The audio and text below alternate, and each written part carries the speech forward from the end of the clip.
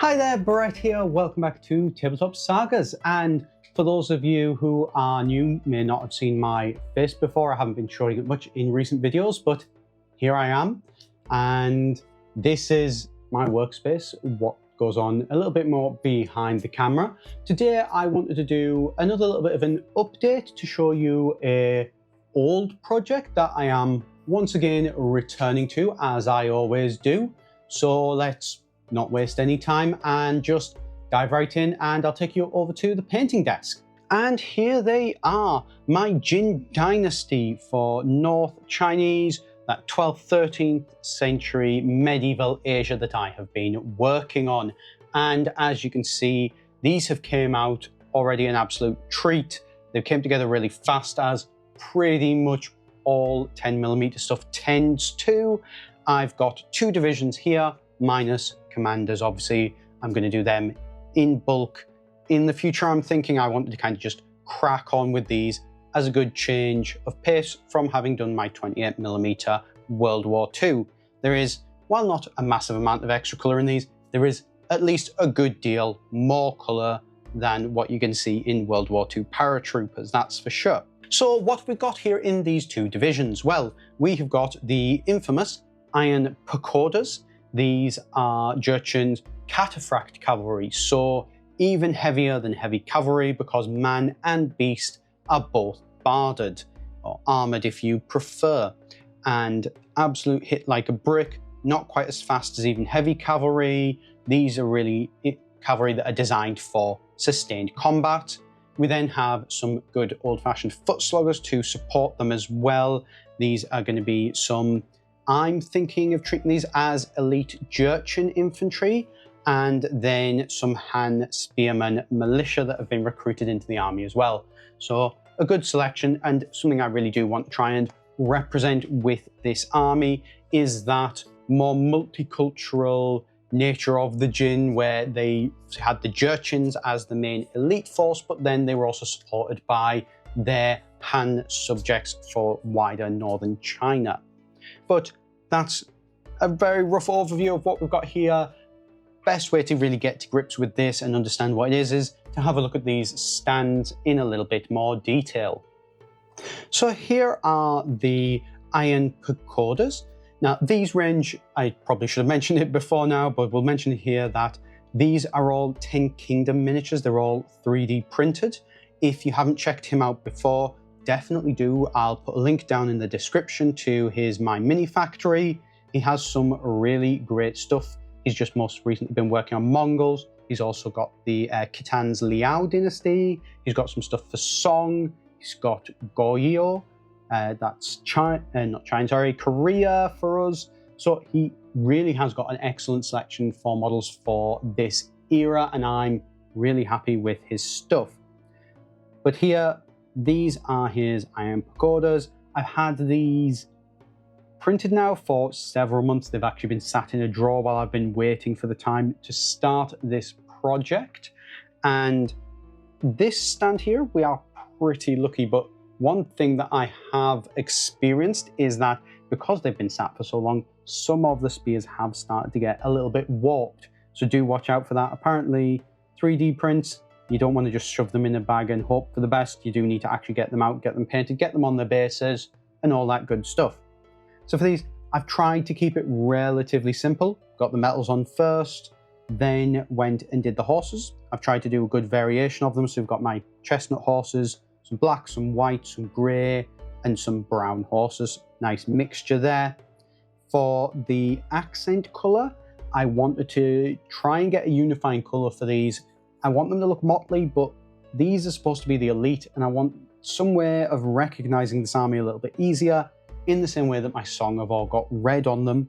I decided to go with purple for these. That was after doing some very, very basic and very sketchy research, quote unquote, online, basically looking at Google images and things like that. There wasn't a lot of information that I could actually find on these guys, or really any of the Jin. If anybody does know of anywhere where I can, please let me know. But some images that I was seeing did seem to show a lot of purple in the artwork depicting them. So I liked how it looked. So I decided to go with that. And then this is a There's a Jin artwork from the time period which does show iron pagodas with a banner of these 4 colours and then with a yellow circle in the middle. I didn't much fancy trying to do the yellow circle, so I've just done the checkered 4 colours, which I think has worked well enough. Although, as always, and as I know, and I fall for this so often, that white, putting a brown wash over the top of it was not my smartest idea. I probably should have thinned that wash down even. There we go, that was a bit of a mouthful, and it probably would have turned out a little bit nicer. One problem as well is do be careful with these spears. I have already broke a couple of ends. As always, spears at this size, actually spears at any size really, for 3D prints are always obvious fail points. Do watch out for them. Yeah, so those are the iron pagodas. I've got 4 units of these to make up an entire division of them. Won't go and show you all of the other 3. They're very much the same sort of setup. Let's just switch on to the infantry. So to start off with, we've got our elite infantry. These guys are armed and armoured pretty much the exact same as the cavalry. So I decided to very simply paint them the exact same as the cavalry.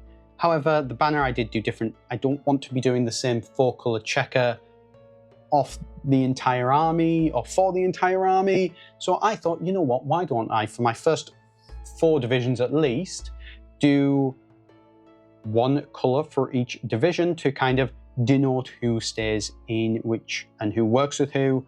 And I think that will work tentatively. So yeah, so we'll see how that goes. But yeah, these have been painted very much the same. So it's been a case of I've used the airbrush to get the metal on, just for speed and smoothness. I do like using the Vallejo metal colours through the airbrush. They go on really nicely. I've then done the purples, again, to denote that more elite nature for them.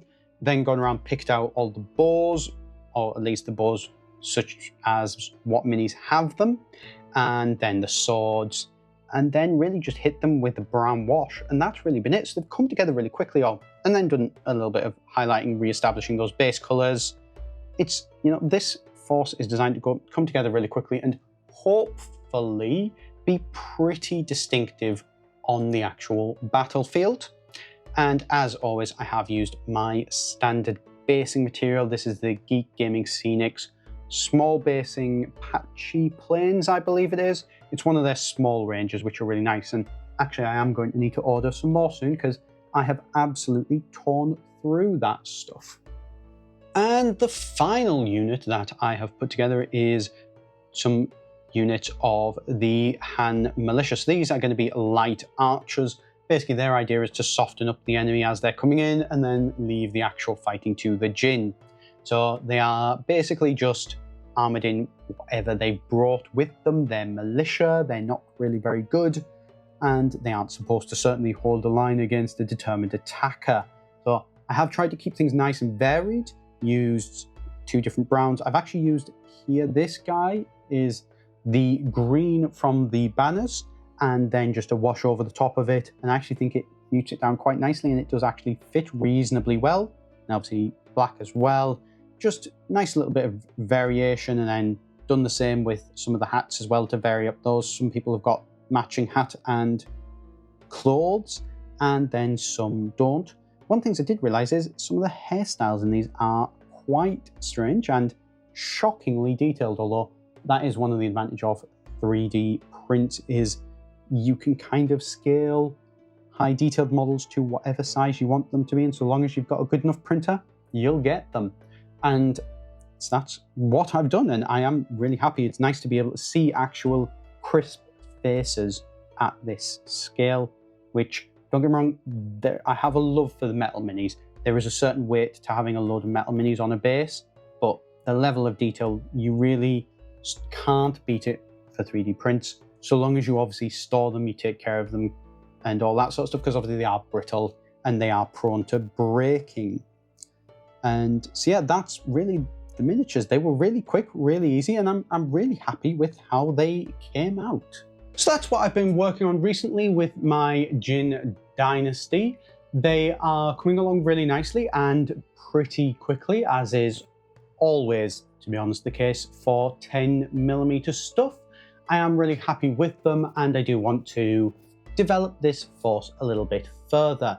So what I'm thinking of doing next is I'm going to be doing a division for another cavalry division. This is going to be very similar to the Mongols in terms of the makeup. So it's going to have a unit of heavy cavalry with then 3 units of cavalry archers to be able to support one another. And then past that, I think I'm going to expand into another infantry. I kind of want to keep this force roughly 50-50. I think that works quite nice for them. I'm not sure exactly what the makeup for that's going to be yet. I know I probably want it to be half ranged, half, melee fighters. So spearmen, let's be honest. I'm not sure though if those spearmen are going to be light, heavy, or medium. Do we go for more like hand militia that they've drafted into the Jin army, or do we go for some more elite actual Jin guys fighting on foot like I have done with this second division today? Could go either way. I'm not sure 100% yet. If you have any ideas, obviously let me know down in the comments below. And then past that, I do have commanders to do, but actually pretty quickly this should be a force that we can get on the table. So as always, let me know what you think.